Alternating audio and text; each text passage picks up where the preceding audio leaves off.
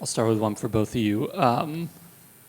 Aaron, what made you just in the moment want to run straight to the locker room after the dunk? And Nikola, looked like you were pretty hesitant about whether he got it off on time. Just what was your confidence that he did make it, and what was going through your head? I thought the game was over, so I was just trying to get off the court.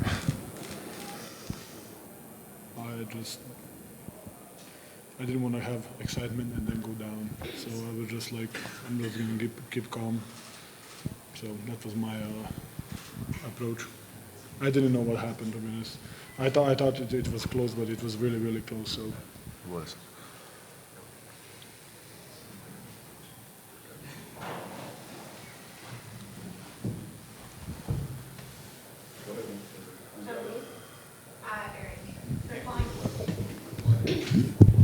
They're calling this the first playoff buzzer-beating dunk in NBA history. What does it feel like to make a shot like that? It's a nice pass. yes.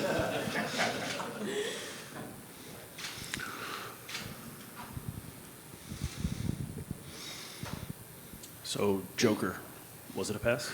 No, it wasn't. Actually, guys, I don't know how you're familiar with EuroLeague. Teodosic made the exact same, like he missed a ball and Josh Childers came and picked up and they won Final Four. I think it was semifinals it was CSK against Partizan. Yeah, long time ago. Maybe I can help you guys write the story. Aaron, where does that rank in terms of bigger shots of your career? Nice shot. That was a really nice shot. Great shot. Dude, a lot of skill with that one. It's up there. Honestly, when it comes down to it, just happy we won. You know, that's really what it comes down to. Zdrava, Nikola. Hi, Aaron. Sorry, I'm not Serbian. I'm not from Serbia. I'm from Poland. Marta Kiszka, nice to meet you. Guys, I know it's for you the most important miss of your career, probably. It's the most important dunk for you of your career, probably.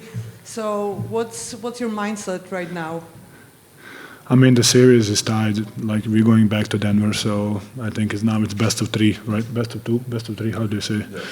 So, you know, now it's the series is even, and it's completely different. Everything.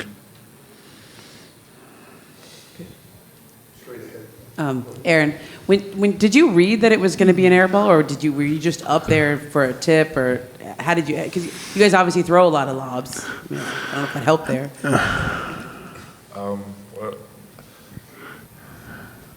Joker was trying to get to his bag.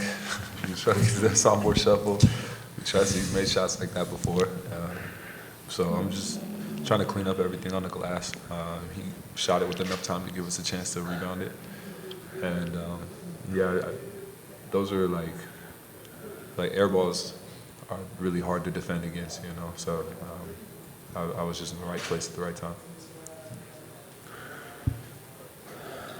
Aaron, talk me through what went on at the end of the first half. You seemed to be pretty enthusiastic, agitated when Harden put his hands on Joker. Yeah, I think he was just kind of getting a little bit chippy with CB. I think CB was doing a good job pressuring him. And, you know, I can't let nobody step to my young fella, you know, so I was just running, give him back up. You know, this is what playoff basketball is about. You see these teams every day, or like every other day. You play them so many times consecutively, like it's bound to get chippy, it's bound to get like agitating. Hi, Aaron. Sorry. Hi. First off, Coach was talking about, you know, your selflessness all the way from Orlando and even right now. And obviously you could see the passion translate onto the floor. Can you talk about where those core values, you know, stemmed from and just like being in the moment? Well, I mean, basketball is a team game, you know. If I wanted to be more selfish or You know, make it about me. I would have played tennis or fencing or track which are all great sports, by the way. But I think the beauty horse racing, exactly. You know. But I think the beauty in basketball is being able to come together as a team and accomplish something. So, yeah, we have self-esteem. Yeah. This guy is the best player in the world, and he's selfish, so, you know, or unselfish, excuse me. Unselfish, so, like, you know, if he can do it, everybody can do it.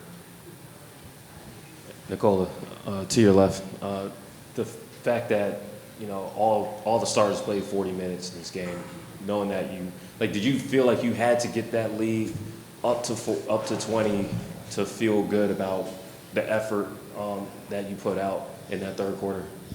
To be honest, I thought we were really good even in the first half, and we were on the halftime. We talk about it like, oof, it's so close. But we thought we played much better than them in the first quarter, in the first half. So, and I think just the momentum we had in the second half, the beginning of the second half, it just led us to that 20-point lead. So.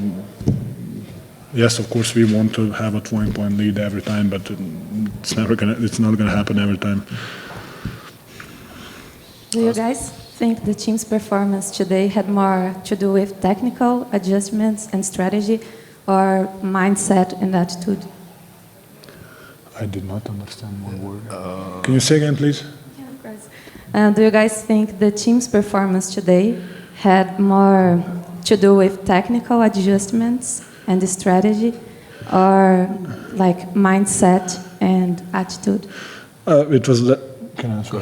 It was definitely a little bit of everything. You know, the mindset, the physicality must be there. I think the last game they were definitely their physicality was up there, and our were not. And of course, there is little. Strategy, little tactics that you can throw out there, you know, just to make them feel a little bit uncomfortable or make them feel a little bit different. Nikola, towards the end of the fourth quarter, you guys began to lose the lead. How did you guys recalibrate together as a team, come back and win the game? I think we didn't. I think we were just. We were losing the whole fourth quarter, and I think our defensive strategy tactic was kind of falling apart, and we cannot let that happen. I think even I think we kind of had open looks on the offensive side. You know, I think sometimes we were a little bit surprised how open we are, some guys, and it was. I think the defense is something that we need to work on in those last couple minutes where they were really on the run. Nikola, what was going through your mind when you let that shot go at the end? This is going to be bad. I mean, to be honest, I didn't want to give them I didn't want to give them enough time to shoot the ball. So in my mind, I was just wanted to wait last second and just jack it. So, but I did a couple dribbles, and that was a mistake. The last play of the game was obviously not a pass, but it was an example of the connection that you two have on the floor. How do you think? No.